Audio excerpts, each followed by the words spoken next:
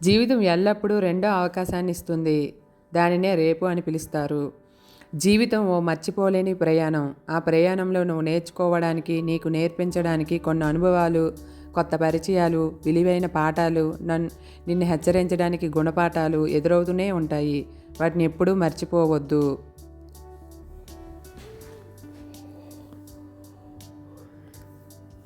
జరిగిన దాని గురించి ఎప్పుడూ ఆలోచించుకో. ఎందుకంటే మనకు జరిగే మంచి మనకు ఆనందాన్ని ఇస్తే, జరిగిన చెడు అనుభవాన్ని ఇస్తుంది.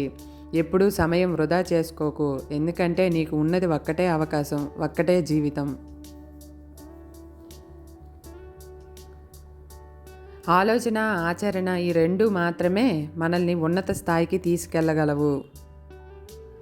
అరిస్తే గెలిచినట్టు కాదు, మౌనంగా ఉంటే ఓడినట్లు కాదు. సమయానికి తగ్గట్లు నడుచుకోవడమే మనిషి లక్షణం.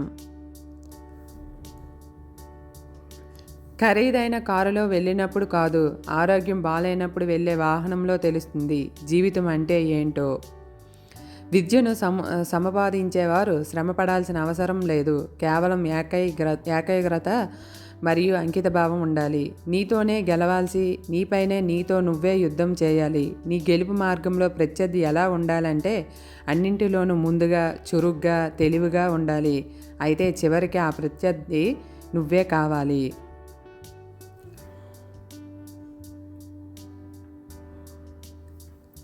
ప్రతి అడుగులో నీకు అవమానము ఎదురై నా ప్రతి సందర్భంలోనూ అసమర్థతను వేలెత్తి చూపిన సమాజంలో నువ్వు పోరాడవలసిందే. స్వర్గాన్ని, నరకాన్ని ప్రత్యేకంగా చూసిన వారు ఎవరూ లేరు. అందరితో కలిసిమెలిసి ఉంటూ ఆనందంగా, తృప్తిగా జీవించడమే స్వర్గం. లేనిపోని ఆశలకు పోయి బాధపడటమే నరకం. చక్కెర ఎక్కువగా తింటే ప్రాణానికే ప్రమాదం. అలాగే మాటలు తీయగా ఉన్నాయి కదా అని నీ బలహీనతలన్నీ అందరితో పంచుకుంటే జీవితానికే ప్రమాదం.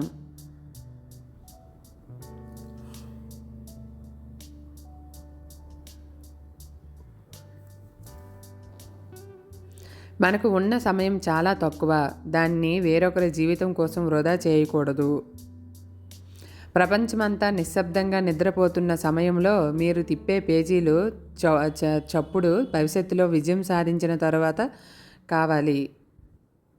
జీవితంలో కొన్ని అందినట్టే అంది చేజారిపోతుంటాయి. విచిత్రం ఏమిటంటే వాటి విలువ వాటిని కోల్పోయిన తర్వాత మాత్రమే తెలుస్తుంది. భయాల్ని, నిరాశల్ని, చేదు జ్ఞాపకాల్ని గాలిలో కలిపేస్తూ జీవితంలో ఏదో సాధించాలి, ఎంతో సంపాదించాలి అనుకుంటాం. కానీ అనే పదంతో ఎంతోమంది ఆగిపోతారు. ఆ కానీ అనే పదాన్ని పక్కన పెట్టి ముందుకు వెళ్ళే విజయం తప్పక సిద్ధిస్తుంది. జీవితంలో ఎంత విలువైనదైనా కోల్పోయిన బాధపడకు. ఎందుకంటే జీవితం అంతకంటే విలువైనది.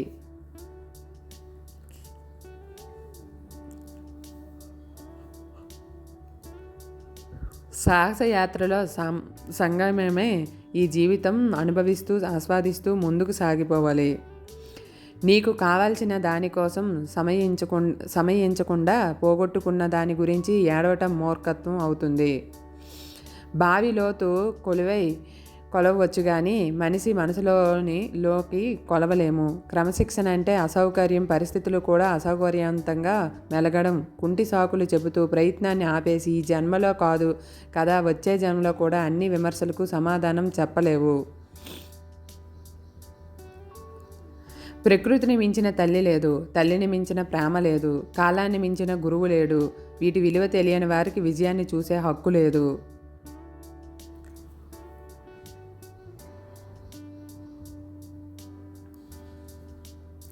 మనకంటే మదిలో మాటలకే బరువు ఎక్కువ. తప్పు మన నీడ లాంటిది, మన వెనుక ఉండి నడిపిస్తుంది. తప్పు మన ముందు కనబడదు. అందుకే మనం ఎదుటి వాళ్ళ తప్పులని మాత్రమే వేలెత్తి చూపిస్తాం.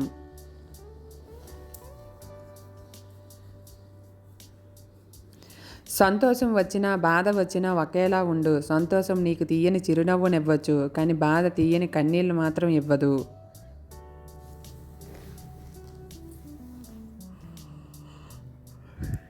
ఎవరు ఏ ప్రయత్నం చేసినా సాఫల్యానికి, వైఫల్యానికి అవకాశం సరిసమానంగా ఉంటుంది. కానీ ఏ ప్రయత్నము చేయకుండా ఉంటే వారికి మాత్రం 100కి 100 పాలు వైఫల్యమే మిగులుతుంది.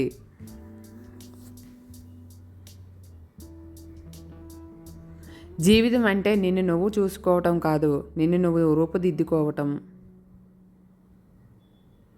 నీకు జరిగిన అవమానాలు, అవహేళనల గురించి ఆలోచిస్తూ నీ సమయాన్ని వృధా చేసుకోకుండా వాటిని నీ జీవితానికి మెట్లుగా చేసుకొని విజయం సాధించు. నువ్వేంటో నిన్ను అవమానించిన వారికి చూపించు.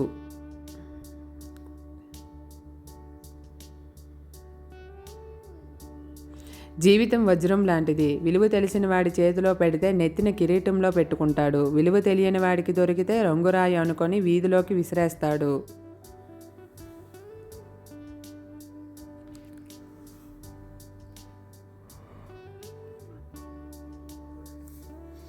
జీవితం కూడా అంతే. రోజు ఏదో ఒకటి కొత్తగా నేర్చుకుంటూనే గొప్పగా బ్రతకగలం. నువ్వు ప్రస్తుతం మొక్కవే కావచ్చు, కానీ చెట్టులాగా తప్పకుండా ఎదుగుతావు. అయితే అది సాధ్యమయ్యేది కొత్త చిగురును చిగురిస్తేనే.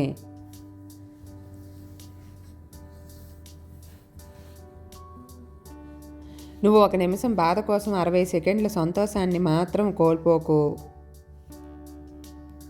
ఓడిపోయిన వారికి మరొక అవకాశం లేదు అనుకుంటే బహుశా ఈ ప్రపంచం గెలిచిన వారు ఎవరూ ఉండరేమో.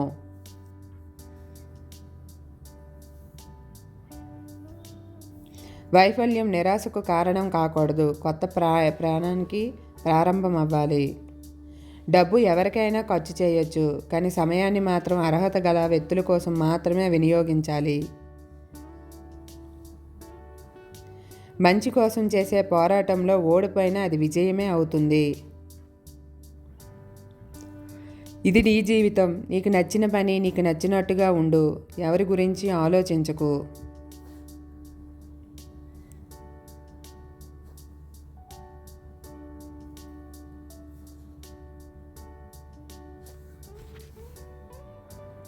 జీవితంలో కోల్పోవడం ఉండదు, నేర్చుకోవడం మాత్రమే ఉంటుంది. ఇది నిజం. గొప్ప వాళ్ళందరూ మనవాళ్ళు అయితే బాగుండు అనుకుంటాం, కానీ మనవాడు గొప్పవాడు అయితే మాత్రం తట్టుకోలేం.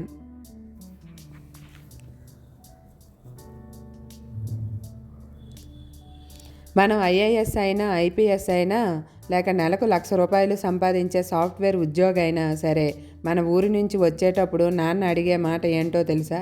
ఏరా నాన్న, ఖర్చులకు డబ్బులున్నాయా అని.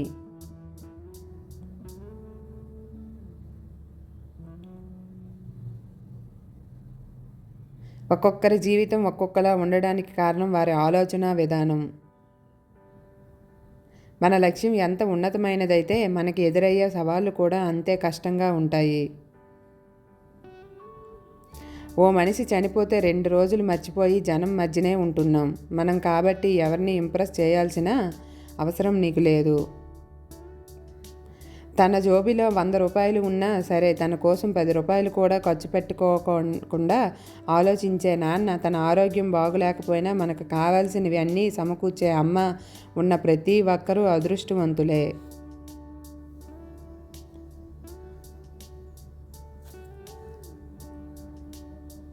ఆలోచన సరిగ్గా ఉంటే జీవితం కూడా సరిగ్గానే ఉంటుంది.